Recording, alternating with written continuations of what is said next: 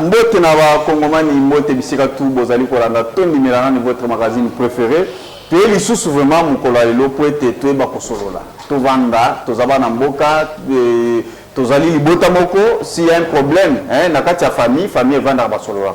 Yango ya biso liboté zali vraiment la République démocratique du Congo. Je pense que nous avons beaucoup de situations na kati ya mboka, na ba secteur, hein, presque. Yango na préparé vraiment cet espace pour être tout vraiment revendaka tout solo là pour tout comment est-ce qu'on doit trouver une solution surtout dans la situation ba problème où ils allaient compliquer et avancement et mboka na biso. C'est pourquoi les lots to kozala vraiment na sujet au Italie marche où ils allaient qui organisé et marche ils allaient vraiment lancer il fallait là et ça les na bande qu'on a mis en position. J'espère que Tolanda qui vraiment dengue gouverneur de la ville a pris décision que non vu la personne qui a raison hein, sécuritaire pour naïe il faut marcher et ça les membres le 18 les lots bande qu'on a mis sur union sur opposition basangani balobi pour na bango les 18 ils ont trouvé que pour cause à la très bien basala yango na le 20. Donc c'est ça au moins sujet na biso vraiment autorobeta ya mibale to kokeni makambo etali sécurité ya mboka na biso. Je pense que bozali kolanda o ezali koleka kuna na maluku c'est déjà moko ya ba commune na kati ya Kinshasa o ezali déjà attaqué kuna ezali na milice tozali kobenga mo bondo donc ba congolais bazali kokufa. On doit se dire en face est-ce que l'état azali to azate azali komona to azali komona te qu'est-ce qu'il a fait jusqu'à présent. Je pense que beaucoup ont vraiment bien cette émission sur ce plateau, à travers invité au Bazali vraiment sur ce plateau. Yango Nazane Sengo ya Koyamba pour Koyamba Mwana Mboka Maître Christian Kimie Yazali secrétaire général il y a parti politique bâtisseur du genre pour le progrès social. Maître Christian Mbote na peu de la partenaire. Merci, Motenayo P. Ndeko John, et merci pour l'invitation. Voilà, merci beaucoup. Kuna to zalipe na mwana mboka Jonathan Mabiala, yazali cadre na parti politique Union populaire républicaine. Mwana mboka boye la mo li sous sur ce plateau. Merci beaucoup Ndeko John pour l'invitation. Na profiter na ko saluer ba Kongomani nyonso yo ba ko zwali kama ya kolanda biso. Na salué pe bande konanga tozana bango na kati ya plateau yo. Je plaide pour un débat républicain afin que nous puissions éclairer la lanterne de ceux qui nous suivent. Voilà, kuna na ngambu tozali na Alain Zikatedi yazali cadre kuna na SID parti cher ya Martin Fayulu parti na kati ya opposition mwana mboka bouela sur notre plateau. Merci Ndeko John. Biso to aller na opposition T. Opposition ezalaka ba oyo ba polaka maponomi ne ba se constitution comme la minorité ba on va komaka na opposition. C'est nous. Nanzila tata mokonzi Martin Fayulu m'a dit to gagner maponomi, yebi yango John parce que tu es un historien contemporain.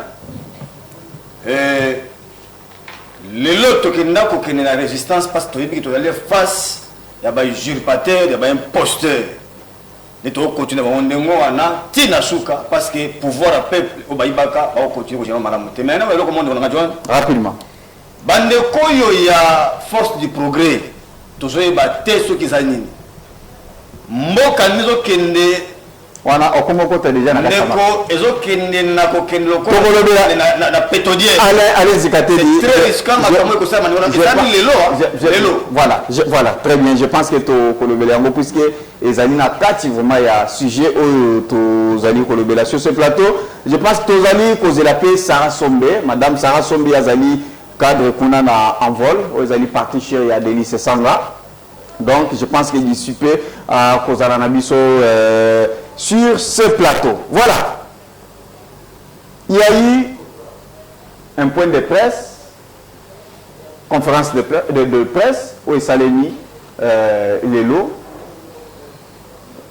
Il y a 4 leaders. Martin Fayulu, Delice Sanga, Moïse Katumbi, Matata Pognon.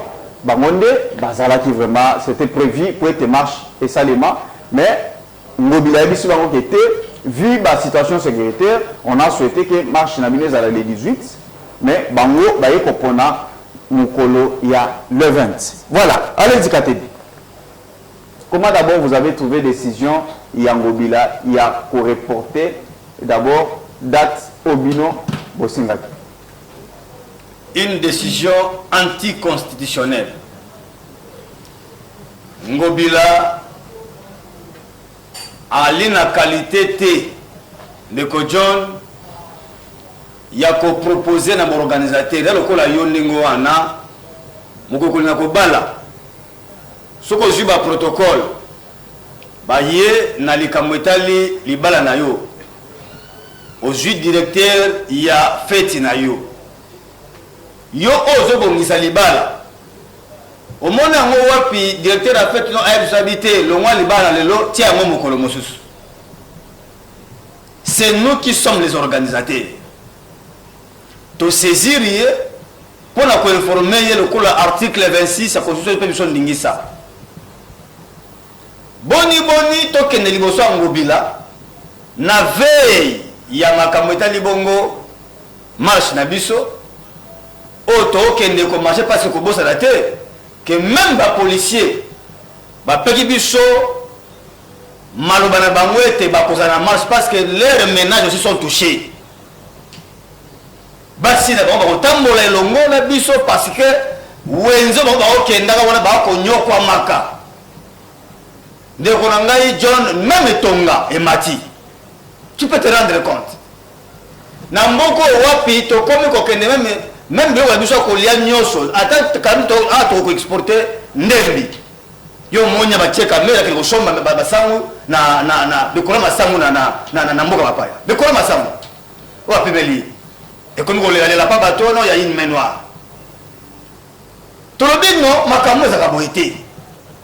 Ndeko moko auti na Grand Kasai. Alors bi ba côté ka secret oyo ya biso to komela ka oyo top na 6000 francs ndeko John. Bouteille yo to komela oyo ya biso ya 500 oyo bato ba jio ba ko sa biso to liko komela tao. Ko c'est 2500. Tu peux te rendre compte mboko to okena ekolo masangu kuna 7000. Ce qui dans la Grand Kasai bakamoza boye bongo za to banini pona kini. Nous to baki to marché pour la vie chère.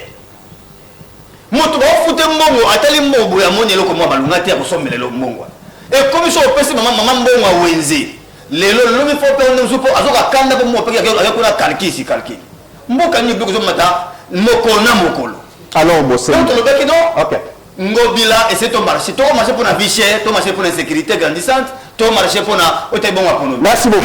Toi, ici Ngobila. Ok, donc sur la Ngobila, Ngobila nous propose un autre jour. Yoka raison. Autrement, il y a prétexte, Makasi. Oh, insécurité d'Ali, Namboka, pour la sécurité, après 5 jours. Tony Motuna. Tony Wana la salle. Ngobila, na 5 jours, Oyo Pesibiso. Non, quand tu es na sécurité, réponse à Isaïe. D'accord. À la réponse T. À la réponse T, c'est que non, à bonne insécurité Zali. Mais ce qui a moni, il est mieux placé, il est mieux placé aux informations, par rapport à peut-être un mais s'il trouve que dans 5 jours, Joseph Kabila, le problème. Quelque part, à cause de Kabila, on va être les passes à Naye, Jeannette Kabila, à cause de Kabila. Les passes à Malamou, il y a Kabila, c'est fait de sécurité. Merci beaucoup. Merci. Merci. Je vais vous dire ça, yo, on doit se rendre compte que nous sommes Kabila Sala, Ndeko Chilombo, Azolanda Yango, in texto. Nous, au moins, Nathan Kabila, et ça qui te passe mon la marche, la ministre de l'organisation pour que tu aies commoté, on va marcher mon coloana. Et ça qui est-ce que les loyaux ont raison? 4 ans, il y a 5 ans.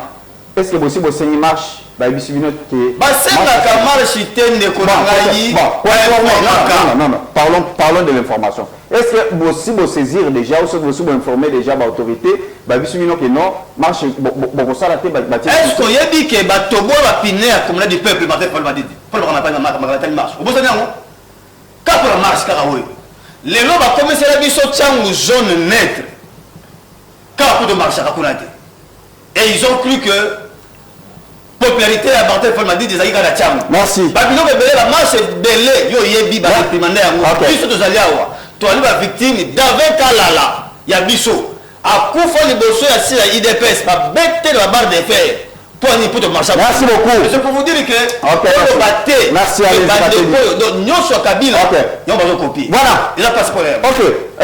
Ndeko Jonathan, je pense que marche c'est constitutionnel. Liberté d'expression. Félix Tshisekedi a dit que ceux qui étaient ceux qui à côté pouvoir donc il n'y a que l'état de droit.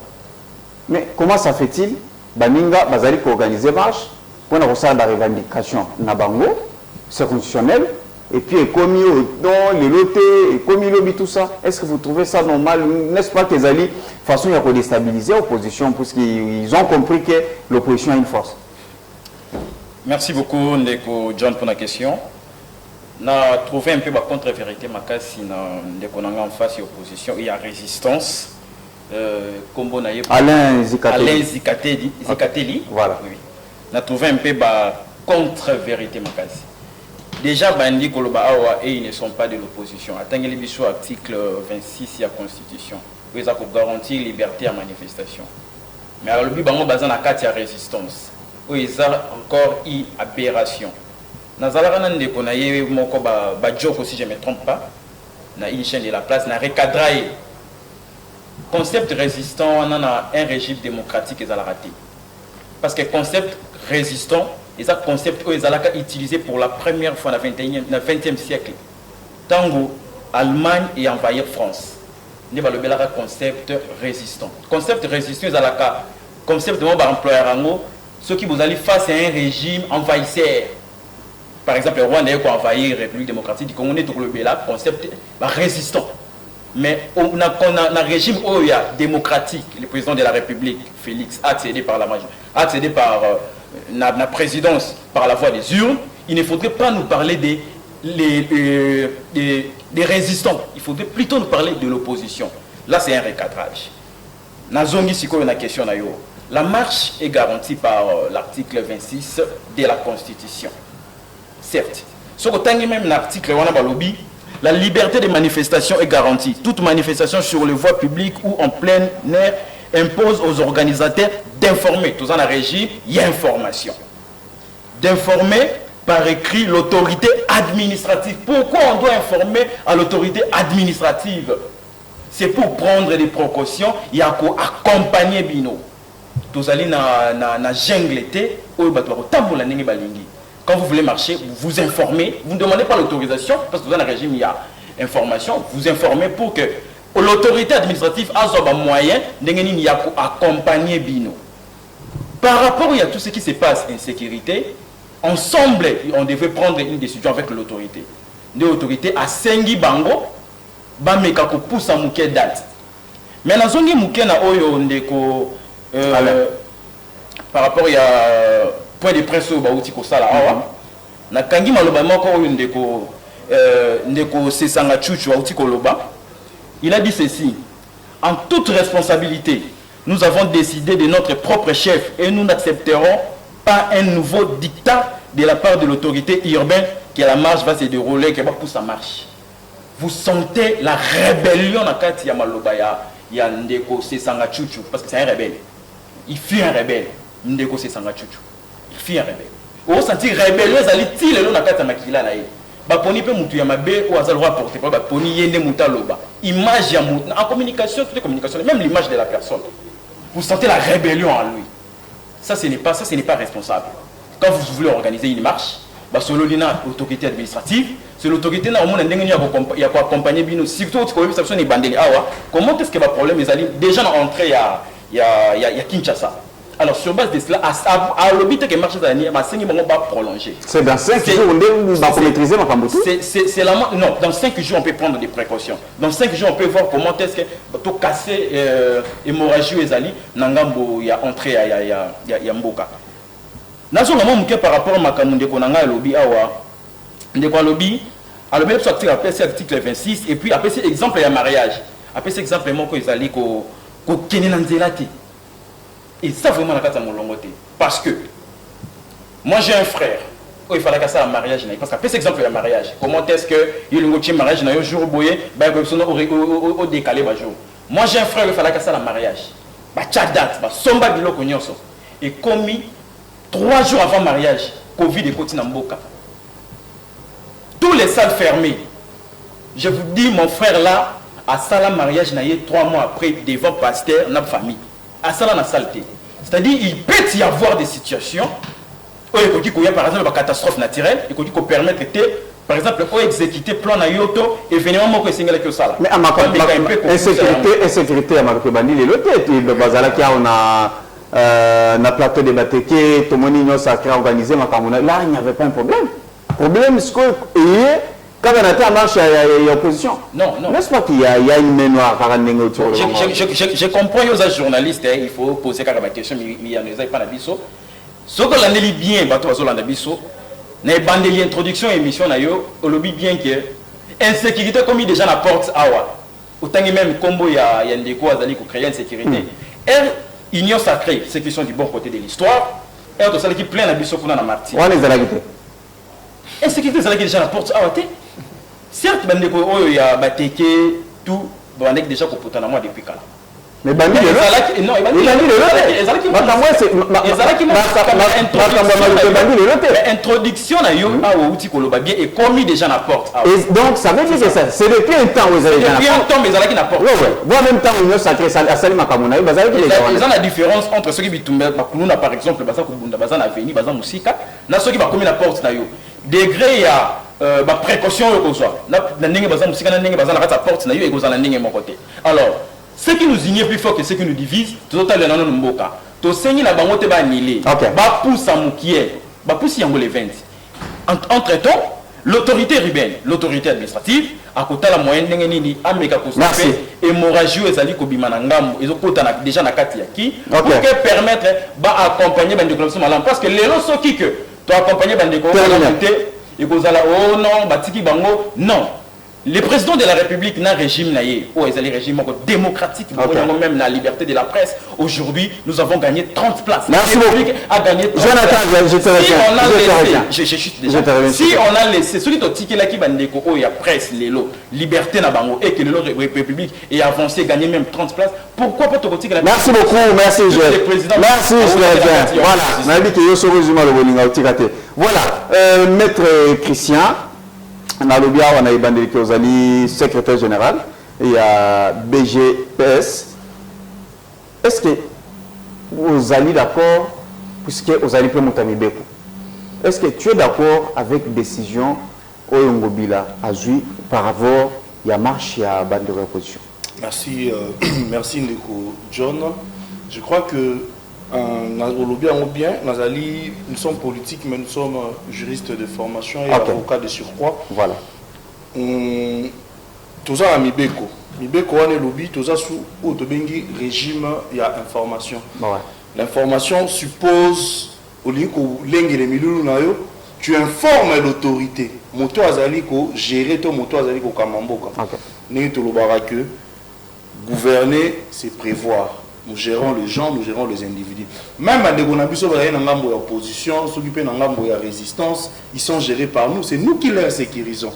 Et ça, Bandeko, la gestion en Moka au quotidien, ils sécuriser, Batona Biloko na Bango.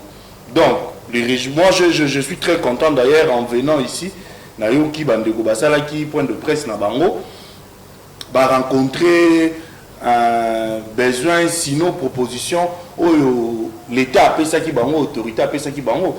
Nalinga qui n'a très à l'aise, ceux qui te le que marche n'est annulé, mais marche est annulé, marche est reporté, et des raisons sécuritaires. Vous devez savoir, cher John, sécurité ça a la prité. hein sécurité pour la majorité pour la union sacrée moto azala bon côté histoire na ndeko azala na résistance azali ko miluka to moto azali ko revendiquer to azali ko linga ko tombokisa bato to ko pesa bato moi pasi sécurité ezakana taloté la sécurité n'a pas de prix donc nelo to za wata to ko sala émission soki to wika wake moi libanda kuna iza koinda na ndeko opposition ndeko ya résistance to koluka nzela ni to kobimela. Exactement. Alors ils aillent na bateau bazali ko gérer biso nuit et jour.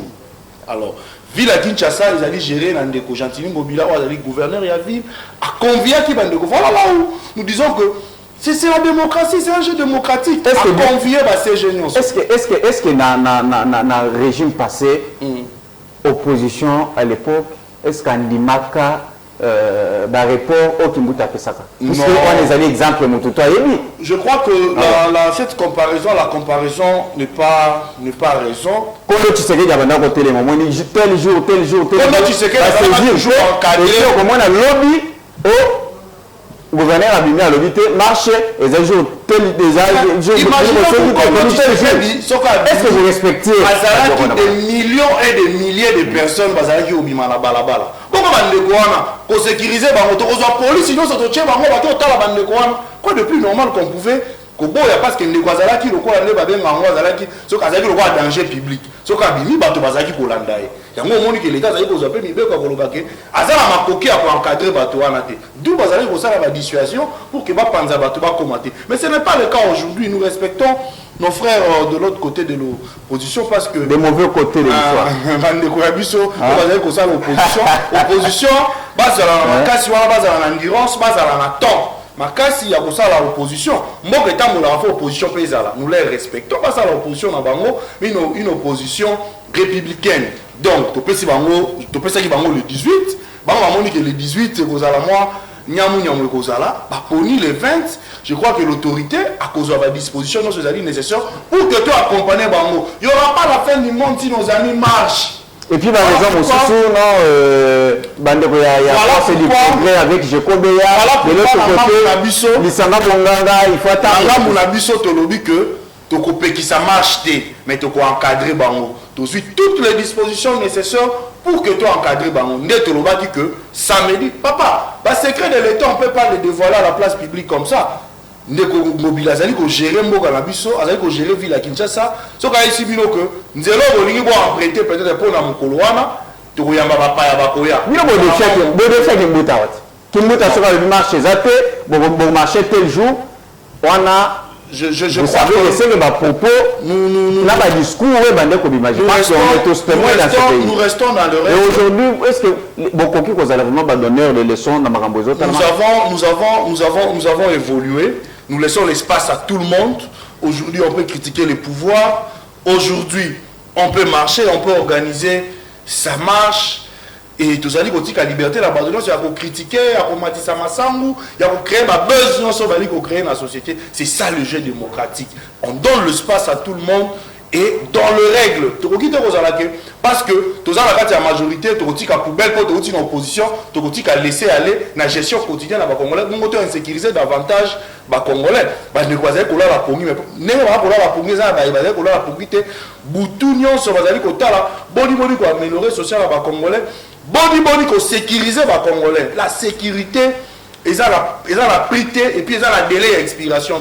Donc, c'était pour des raisons sécuritaires né parce que bande ko na biso ba pour ça marche na bango ce n'est pas la fin du monde qui bango ba lobi ba osala le 20 to kota la neni bande ko ba osala et puis to kozonga sur na etando ike pour évaluer boni marche on est koleka ma likolo ko koyate mo kile ko sukate la vie va continuer. Okay. Ils vont revendiquer pas autorité pas biso ba to sali ko gérer pour total la revendication à bango ni to ko répondre ni to ko sala pour que situation et s'améliorer. Ainsi va la démocratie dans le pays de John. Merci beaucoup.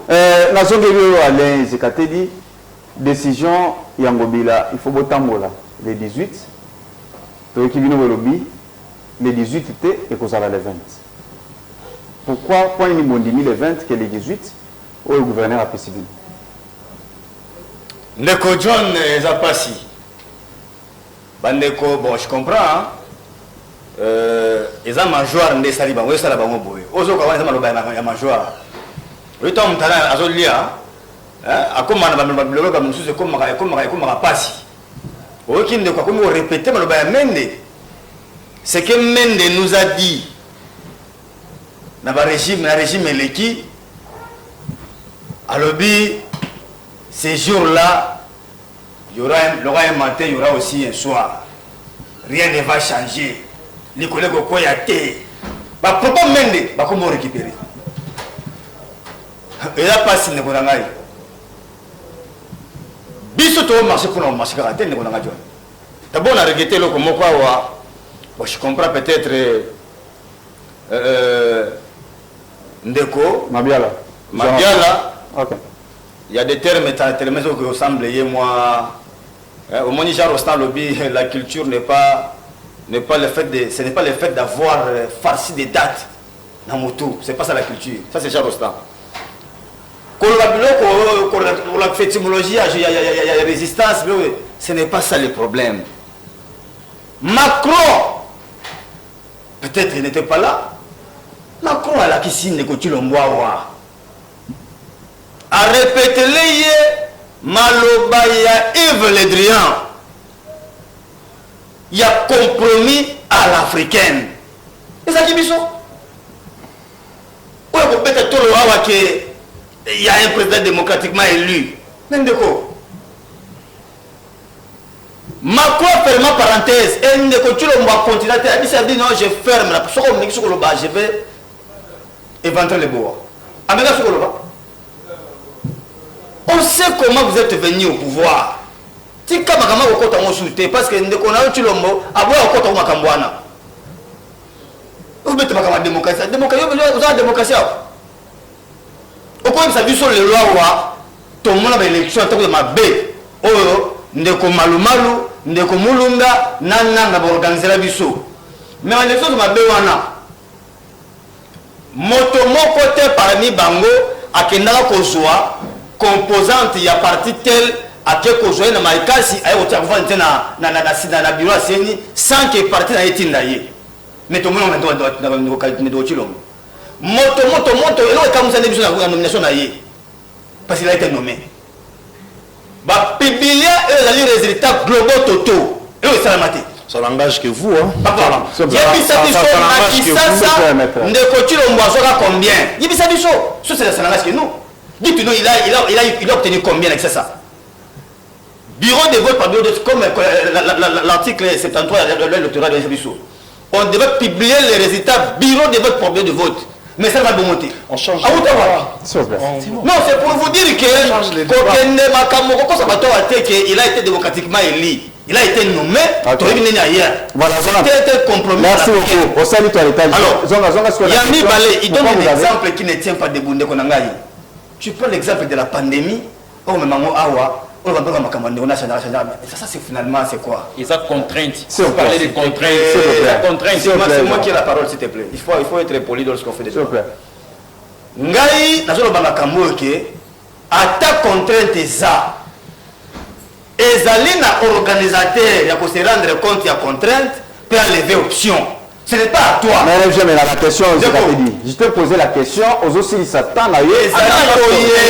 Pourquoi pour la nini bondini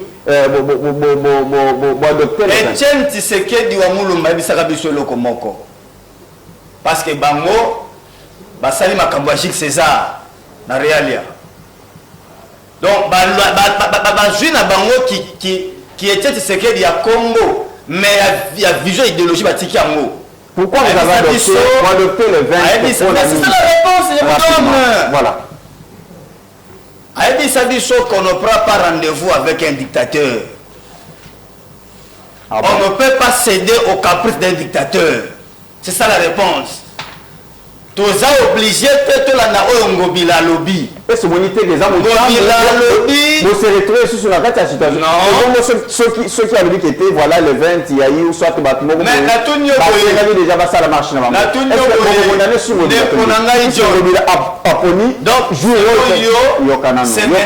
ngobila de nous donner la date pour que tout ton marché. Beaucoup d'informer. Que non, voilà pour des raisons sécuritaires, voilà ce que moi je souhaiterais de la tel jour. Nous ne pouvons pas céder aux caprices d'un dictateur. Dixit Tshisekedi de Amulumba. Biso to lobi boyi. To longoli yango pour des raisons évidentes. Mokolo lobby, mais to tie yango na mokolo le 20. C'est nous qui organisons la marche, ce n'est pas là. Merci beaucoup. Tant bolongoli le 18, marche est d'abord prévue pour le 13. S'il vous plaît. Allez-y, Katedi. Vous avez une résistance. Mais si vous avez posé vous avez une résistance. Vous allez reconnaître le pouvoir en place T. Ça veut dire que les Arabes gouverneurs, les Arabes nani, pour la bino, Moutazate, seul Mokonzi Azali Martin Fayoul. Mais tout le monde est informé par rapport à la marche, lobby et pour ça les matés, na jour Bosengaki, voilà, nous voulons que ça les 18 et puis Bondimi. N'est-ce pas que bon, quoi ils sont toujours dans mon temps, pour reconnaître les lots que non, tu serais déjà président de la République. Et puis, institution, ils allaient pour ça, mais puis vous allez pour respecter la Neko John. Ah ouais. Nana biso boy. Pour na biso, même nos foetus. Bah il dit que plutôt nani Tshisekedi n'est pas un président de la République comment élu. Il est un président des faits. Tu dois savoir que on peut la théorie des organisations. Il y a une théorie d'organisation qu'on appelle la théorie fonctionnelle des faits, mais non des droits. Bissot dit qu'il n'a pas été élu. Ceux qui sont là, bon nombre n'ont pas été élus. Mais la pression. Mais comme ils sont là des faits, ils sont là des faits et non des droits, je le répète. Tolobi, on peut évoluer avec un gouverneur des faits. On est républicains. Mais nous ne les reconnaissons pas comme des autorités démocratiquement élues. Surtout, comment tu reconnaître non. Pour la biso, c'est un usurpateur. À quoi vous avez reconnu attaquer un élu de droit. Non. Mais, tu as nango bilanengo ana poto boy surtout ça la mbongo te bolo bango awake to aiba oto ko buna mboka. Maintenant que ton limite na ordre ne pas la constitution comme que tu sais pas courbette. Non, on ne peut pas faire ça. Tout ça la monde on a tenu on a ils sont là des faits et non des droits, mais toi côté on a tina souka et toi comme à niveau OK peuple a récupéré pouvoir na 5 ans azu on a boto mais ba ko ça ni ba ko ambo malamu. Merci beaucoup. Jonathan Oko-Kwazé, est-ce qu'il y a quelque chose peut-être merci Ndeko John pour la prise de la parole. Ndeko nanga zikateli ils ont vraiment mawa. Ce qui toki kolekana ba etandoike tout photos à la quand même rationnel. Ndeko zikateli alobi le président de la République n'a pas été élu. Nanga na eto yebi que l'arme du procès c'est la preuve. Bandeko toya na kati ya na pas bazuzi bandeko bazalaka incapable ya prouver que Ndeko Martin Fayulu a gagné aka. Martin Fayulu ba yela biso ba carton. Na landa Ndeko Martin Fayulu plus de 3 reprises après ça biso 3 résultats différents. 8 millions, 10 millions, na 11 millions. Moi na oya azui na bulletin na yebi keza 80%. Comment est-ce qu'on a na ba confusion bon. Au moins que bandeko bazo mema biso na théâtre. Na avancer les sources. Ndeko nangai alobi bazali ko marcher pour na insécurité. Ba lui a marché pour l'insécurité, ali bazo marcher pour na vie chère. Ce qui totali groupe ya bato bazo constituer équipe na bango wana. Ndeko Denis Sanga Chuchu. Ndeko Moïse Katumbi, Ndeko Matata Ponyo, Ndeko Martin Fayulu. To bani na no pour na vie, pour na insécurité. Mais yo zo be ali kamu ya insécurité alors qu'on a pareil insécurité na kata groupe na yo. Ndeko Denis Sanga Chuchu qui fit un rebelle. Ils ont ba parrainer rébellion. Ceux qui le lo mboka na biso ezali na problème, ils ont parmi bato oyo ba la ki sa ba rebelle mususu nzela. Te boya to ça la rébellion poto comme ba politicien. Sous de bito bana mo insécurité, photo bana Ndeko Denis Sanga Chuchu. Olobi makambu ya vie chère. Nzambe, Matata Ponyo. Les lois tous ça la problème masangu. Alors que mboka et ça la projet ya Bukanga Alonso. Dans le bagage on a chaîne mususu Matata Ponyo za muto a défié la Bible. La seule personne qui a défié la Bible.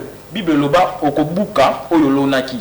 Alors que Matata Ponyo a lona masangu a Buka université. Token Ndeko Moïse Katumbi affairiste. Wato zo bana kamba vie chère au bien ozo marché. na parmi bato ba bomamboka ndeko Moïse Katumbi pendant 18 ans gouverneur ya Katanga a tchata mesure mon côté économique ko sala ke to banda ko produire awa yezalaki nini baninga maman na bazwa pembongo ya Zambie. Il pouvait le faire en tant que pendant 18 ans. Oui, à quoi que ça en tant que gouverneur, il pouvait le faire. Est-ce que le Katanga yazaki na Katanga kuna na tango yazaki gouverneur, est-ce que Bakatanga va donc vivre ne va vivre lelo? Très bonne question. Voilà. Banda il vivre ne va vivre lelo té. Pourquoi? Il a fait la politique yako au moment de tout ba kitozana na économie extravertie. Donc nuance ou taraka kalibanda. C'est la même chose ndeko Katumbi. Azui ba izini na ye, azui makambu na nyonso ache na Zambie, poto zo rambongo awa, to lié saka bandeko ya maman na ye kuna na Zambie, to somba kabilo kuna e yaka awa. Une fois à Longwe, a commis le long na mécanisme ya bloquer République. Masango kota lisusu. C'est parce qu'on avait qui? On avait affaire à un gouverneur ils ont ça la bino solitaire. Soni ndengeni. 4 ans, 5e année en goyo. Vous avez des biloko sombe biloko libanda te ya une noire. Est-ce que ça ne vous fait pas et ça n'a pas c'était temps vous répéter biloko na tout ça. Parce que les Congolais bazo landa yo hein. Exactement. OK. Ndeko John. Ouais. Tozali na nini tozali na économie oyo ya buka lelo lamba lelo te. Vous savez en économie il y a des actes qu'on peut poser aujourd'hui. Ba répercussion dans 5 ans 10 ans. Quand le président de la République est arrivé, il fallait prendre une décision. Tous avons des décisions à court terme. Au Izali, tout le monde est là Kanyama Kassisi. Na Kanyama Kassisi, kuna bande kona biso bazali ba puruna bazali ko kende, bazali ko sala masango. Il y a aussi des solutions à long terme. Mais maintenant bande kona biso ça biso, la solution ligne à court terme, la solution ligne à moyen et à long terme au bango bazwaki parce que la République démocratique du Congo est bandi na 2018 terme de Félix Sakoti. République est bandi, tout le barrage à air, tout vient indépendance depuis 1960. Okay. Si depuis 1960, tout zalaki, tout tchaki ba mécanisme en place.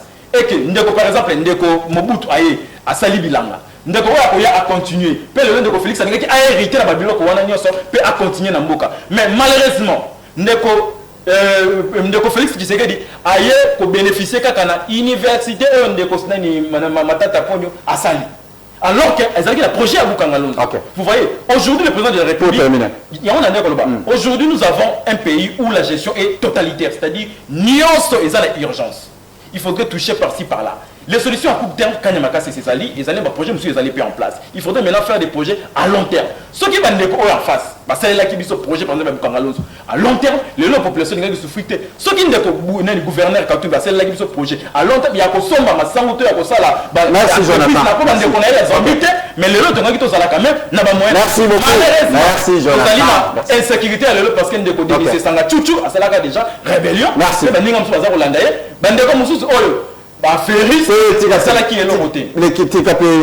Maître Christian, est-ce qu'on peut continuer toujours déjà mandat il y a président de la République et aussi là premier mandat continuer toujours il y a aucun Kozora Libanda Masangu Banini tout ça est-ce que et quoi ça la bien certainement puisque Babylone on a une opposition il faut autant puisque vie sociale il y a pas Congolais ça bien. Je crois que on doit bien faire des choses et tout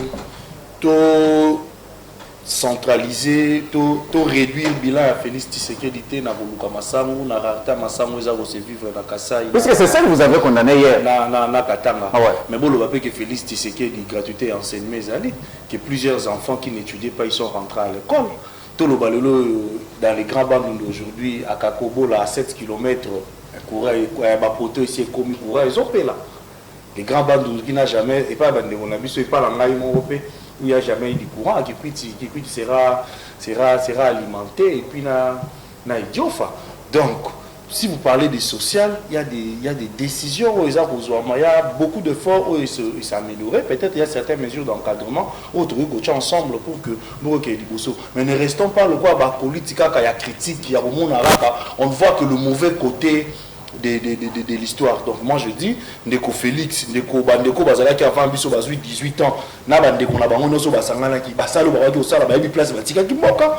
Moi na mboka Félix Tshisekedi ayepe, il est en train de se battre Je vous dis, il n'y a pas quelque chose qui dérange. Donc là, moi, avant de l'on attend, banda botama tenana qui la cité, aïbinzela qui la cité. Maintenant, nzela yawana, l'autre tout le monde qui bat vraiment aucune des classes, bah foutre à la minervalte. Moi, j'avais des enfants chez moi à la maison, ils partaient à l'école, je ne voyais pas ces enfants-là me demander encore le frais. Et j'ai dit, le lot on a mécanisé même les enseignants. J'ai un petit frère enseignant que je salue même en passant, un petit frère propre qui est enseignant. Il n'était pas payé, il n'était pas pris en charge. Il me l'a dit, Alobi Yaya, Tika président avant Nanae Kaka, Naïna comme nous sommes morts, comme nous foutanga. Voilà le positif que nous devons aussi parler. Du bon côté de l'histoire. C'est ça le bon côté de l'histoire. Ne prenons pas seulement et là comment rareté et ça on est en train de travailler dessus. Foufozo pour la masango zali na bande nouvelle. Tozo bongisa kuna pour que biloko ya Okota et les Kinshasa. C'est périodique que ça va passer rapidement. On va revenir au Merci beaucoup. Voilà, je souhaiterais aborder le deuxième sujet Nabiso. Totikali vraiment na Malamoko na Pesio Maloba et puis au Koti au clôturer puis Malamoko comme ça aussi ces missions na bande réunion sacrée. Deuxième sujet zali par rapport à insécurité où ils allaient pour régner les lots na Kwamutu, Tolandai Kwamutu, et Koni Awa na Maluku. Mais j'avais souhaité avant au Kota d'abord na Niniwana, au Mekakopé ça peut puisque vous allez la contre gestion Yamboka. Est-ce que depuis Tshisekedi Abandi Babio Koni ya Malonga ou soit quand même au bino bokoki ko sepela nango ou soit population à quoi se fait en depuis Abandi après on continue à sujet il y a insécurité où ils ont régné dans Maluku puis aussi c'est mission. Vous avez 3 minutes s'il vous plaît. Je crois que mon frère na droite nanga il n'a pas assez d'informations. Katumbi a fait 18 ans. Je ne sais pas Katumbi a fait 18 ans où hein? Katumbi a continué à pouvoir na gouvernorat en 2007 ayeko bima na gouvernorat wana avant 2016 d'abord 2011 2012 yango on a 17 ans tout attaque na 2015 on toko le bakaka on a 17 ans on a 18 ans il faut bien faire des calculs matata ponyo bukanga lonzo rencontrer les faits. S'il vous plaît, matata ponyo bukanga lonzo. Ngana okamo. Lelo yo boye bandeko bako matata ponyo asa eloko te. Moi je concède, c'est pas mon problème, matata ponyo ngana ibaka masaka kuna te. Mais moto otuna. Allié na yo. Ayebite, nekolanga John.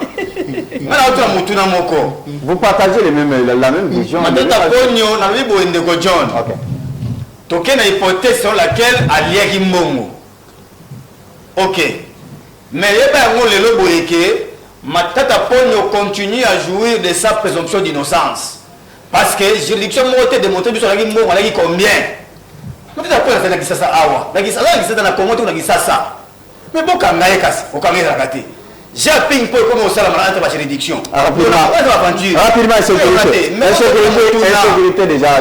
Mon pote tout la moyenne. Quand Alonso est là, les lots pour ton information, bah comment on l'on est la biso diamba bango. Ouais. Mais pourquoi Alonso?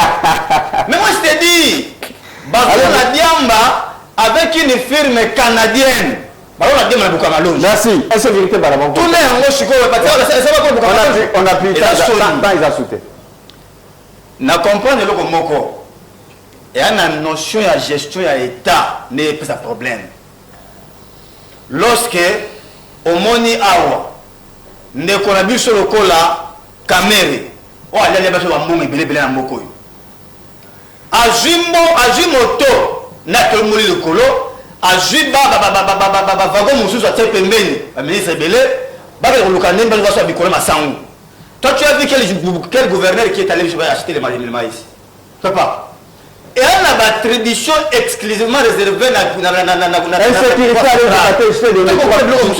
Quelle est la politique agricole ya bandeko? Je t'ai donné. Quel est le budget qu'ils ont réservé? Ils vont te répondre. Ok, insécurité. Rapidement, 1 minute. Il parle de la qualité de l'enseignement. Ndeko souvent ma matière était côté on a pardon, il faut laisser. Les loyaux niveau éducation économique et à passer. Merci beaucoup. Vous dites quoi? Merci. Mais là on a une insécurité. Ndeko John. Est-ce que tu as mis tout la motunate ngaïdayo? Il y a un certain zombie. Zombie moko a demandé à la chef coutumier. Il y a Basoukou. Mais le nom guerre au Ezali. Ezali Bitumba semble-t-il entre Bayaka na Bateke. Rapidement, 30 secondes. Chef non, pas 30 secondes de temps. Je peux donner 3 minutes. Et puis tu... Non, mais c'est ça la justice. Non, mais c'est ça la justice. C'est ça on appelle le non. 30 secondes, s'il te plaît. C'est pas 30 secondes, non, le temps. Qu'est fait zombie? Il y a d'autres programmes à faire. Zombie, à Osali na Makamboyo, c'est zombie qui a en face de lui un chef coutumier qui fait des déclarations, un chef coutumier teki. Il y a zombie, bateau qui sont wapi. Merci beaucoup. Merci. Ça c'est ma province et je maîtrise la situation. Laissez-moi te donner la parole. Mais combien de minutes? Je t'avais donné 3 minutes. C'est pas vous avez 1 minute. La télé, c'est l'État. Je t'ai donné les... C'est entretenu par eux. Merci beaucoup, je te reviens comme ça, toi aussi, cette mission. Ok, et Ndeko Jonathan, est-ce que Tokoki Kolobake, nous avons autorité de l'État vraiment, Kota la vraiment, la capitale, Bissika vraiment, siège, institution vraiment, Isali, et puis comment on a est-ce que vous trouvez ça normal? Merci Ndeko John, non, ça va vraiment rapide. En tout cas, 1 minute 30 secondes. Vraiment rapide. 1 minute 30 secondes, s'il te plaît. Ndeko Sikateli, il est temps que les débats politiques se basent sur les faits et non sur des déclarations non vérifiées. Au contredire, il y a date où il y a Moïse, à Sala 18 ans, à Sala, bon, tout le monde même à Sala sur les 5 ans. Racontez-nous sur les faits, sur le terrain, qu'est-ce qu'il a fait. Racontez-nous sur le terrain, les faits. L'attribution dont vous le voulez, c'est pas pardon, s'il te plaît. Rapidement. Ce n'est pas un vociférant. Je peux donner 1 minute 30 secondes, s'il te plaît. Non. Allez, s'il te plaît. Oh là là. S'il vous plaît, 1 minute 30 secondes, s'il te plaît. Ce n'est pas un vociférant Rapidement. Tu n'es pas du bon côté. Réflexion de la réalité. On ne peut pas l'accepter. Certes, on est de la majorité. Le gouvernement Azali n'a pas attribution, il y a que sécuriser la population, puis n'a pas bilo qu'on a eu. Le loi Peter Kazadi a commis en place en tant que ministre intérieur. Donc, c'est que Peter Kazadi n'a pas attribution à ça effort pour sécuriser la population. Calme et zonga. Nous, on ne peut pas cautionner. Moi, dans acteur politique, bateau bazali kuna bazali kufa bazali population. Bangonde batu bafuta kabiso. Bangonde batu basala roke, bizala basi zana ba na papa wazule saban. Et calme et faut zonga. Nous demandons à l'autorité, surtout le premier ministre et le ministre de l'Intérieur, basala makasi kimia ezonga kuna na kati ya. Merci beaucoup. Voilà, aussi cette émission là maître Christian Tomoni kuna na est et à CAI, les lo SADC. Vous avez le Makangwa Pamou, tout Serge le père pour intervenir? Non, même pas. Par rapport à Pamou, je crois que... Pamou, Maloukou, voilà. Déjà, Tokozonga la semaine prochaine, si on a fait un tournée à l'Isolo Moussous. Vous avez qu'à gérer. La situation est un peu chaotique. Je crois qu'il y a un nouveau ministre de l'Intérieur, un nouveau ministre de la Défense. On va prendre ça très très au sérieux et puis que je crois que les choses vont devoir s'arranger. Je suis à Sadek, déjà depuis que vous critiquez, et là, vous m'avez dit que force Sadek a nibi ko chabiso maboko, donc bandeko Sadek bandibi force sécurité en avango. Bah écoute, tu as besoin de pas battre moi dans Mboka Félix Tshisekedi alors qu'à peuple. Donc ndaki to salaki na bandeko ya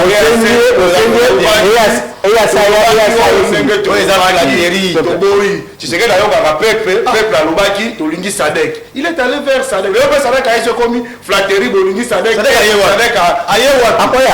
accepté. Dans les jours à venir, on va ensemble un abisso et puis bon, je vais il faut vous informer. Voilà.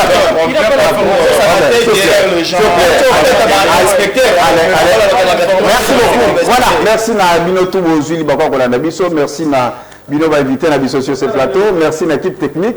Rendez-vous na Biso lobby na 15h pour la rediffusion. Botika la Malamu Tokutani Balasi.